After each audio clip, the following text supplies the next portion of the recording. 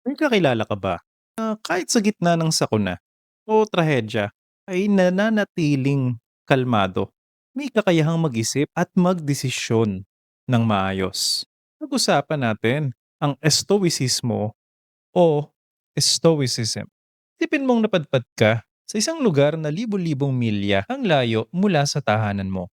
Wala kang pera, wala kang cellphone, o dahil wala kang cellphone, walang reels, walang doom scrolling, yung parang halos wala nang natira para sa'yo. Yung mga ganitong sitwasyon, maraming tao ang maaaring parang mawalan na ng pag-asa. Yung iba puwedeng magalit sa buhay, sisihin yung langit o yung kapalaran. Pero itong sitwasyon na 'to ay nangyari kay Zeno, Zeno ng Cyprus. Ang trahedyang ito ang naging simula ng kanyang pinakamahalagang ambag sa mundo. Si Zeno ay isang dating mayamang mangangalakal. Ngunit noong 300 BCE, nawasak ang kanyang barko. Nawala ang lahat ng kanyang ari-arian. Napadpad siya sa Athens. At dahil wala na siyang masyadong magawa, pumasok siya sa isang tindahan ng mga aklat. Doon, nabasa niya ang tungkol kay Socrates. Nainganyo siya at mula roon, hinanap niya ang mga kilalang pilosopo sa lungsod upang mag-aral sa kanila. Na magsimula na ring matuto si Zeno, nabuo na ang pilosopiyang mas kilala natin ngayon bilang Stoicismo o Stoicism. Ang mga aral nito tungkol sa kabutihan, pagpipigil sa sarili, pagtitiis, at katatagan ng loob ay nagbigay inspirasyon sa maraming pilosopo, akademiko, mga pinuno, mga hari sa loob ng maraming henerasyon. Ang salitang Stoicism ay nanggaling sa salitang Stoa Poikile. Ito ay isang makulay, pinalamutiang pampublikong pasilyo sa Athens kung saan nagtitipon si Zeno at ang kanyang mga tagasunod upang magtalakayan. Sa kasalukuyan, ginagamit natin ang salitang Stoic para ilarawan ng taong nananatiling kalmado sa gitna ng matinding pressure at sila rin yung mga hindi basta-basta nadadala ng kanilang emosyon. Pero ang orihinal na Stoicismo ay higit pa sa pagiging kalmado lang. Para sa mga Stoic, ang lahat ng bagay sa mundo ay gumagalaw ayon sa ugnayan ng cause and effect o sanhi at epekto. Naniniwala sila na may makatwirang kaayusan ang lahat ng bagay. At ito ay tinatawag nila bilang logos. Bagamat di natin kontrolado ang lahat ng bagay na dumarating sa atin, kaya nating kontrolin kung paano natin haharapin ang mga ito. Sa halip na mangarap ng isang perpektong lipunan, sinisikap ng mga Stoic na harapin ang mundo kung ano talaga ito, habang patuloy na pinauunlad ang sarili sa pamamagitan ng apat na virtues o birtud. Una ay ang practical na karunungan. Ito ay ang kakayahan na humarap sa magulong sitwasyon ng may lohika, kaalaman at kalmadong isip. Ikalawa naman ay ang pagpipigil sa sarili. Ito naman ang kakayahang maging mahinahon, disiplinado sa lahat ng aspekto ng buhay. Ikatlo ay ang katarungan. Ito ang patas na pakikitungo sa kapwa, kahit pa may nagkamali sa atin. At ikaapat ay ang tapang o courage.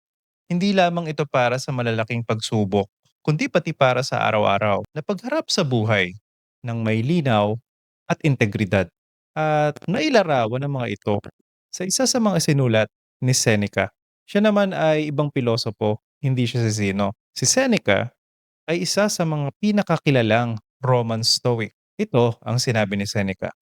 Minsan, ang mismong pagpapatuloy sa buhay ay isa ng uri ng katapangan.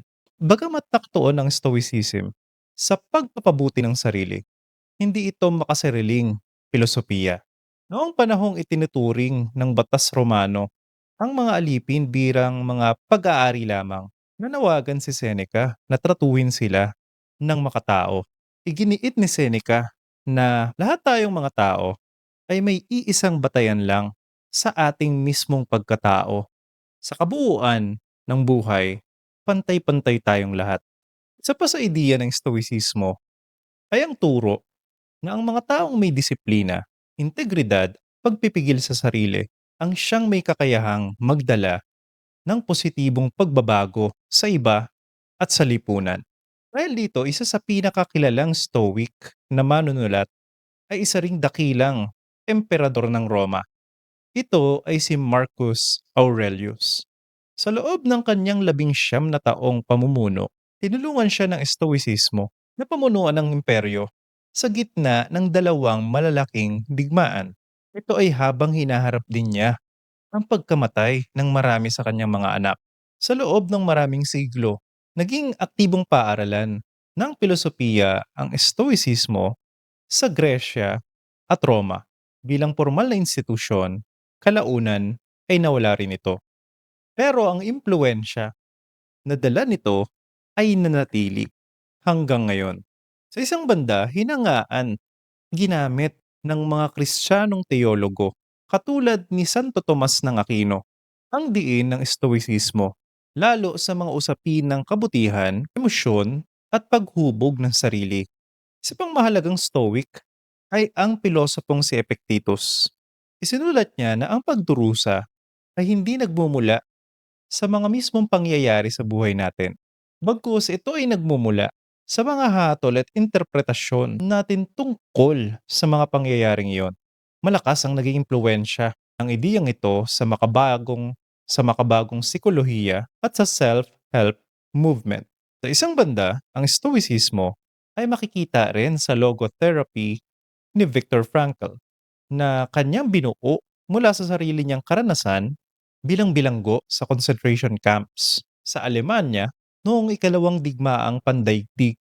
Batay ang logotherapy sa prinsipyong Stoic na kahit sa pinakamadilim na sitwasyon, kaya pa rin nating gamitin ang ating kalooban upang punuin ng kahulugan ng ating buhay. Sa huli, hindi madaling maging katulad ng mga taong kalmado, rasyonal, at nakakapag-isip ng maayos sa gitna ng sakuna at trahedya.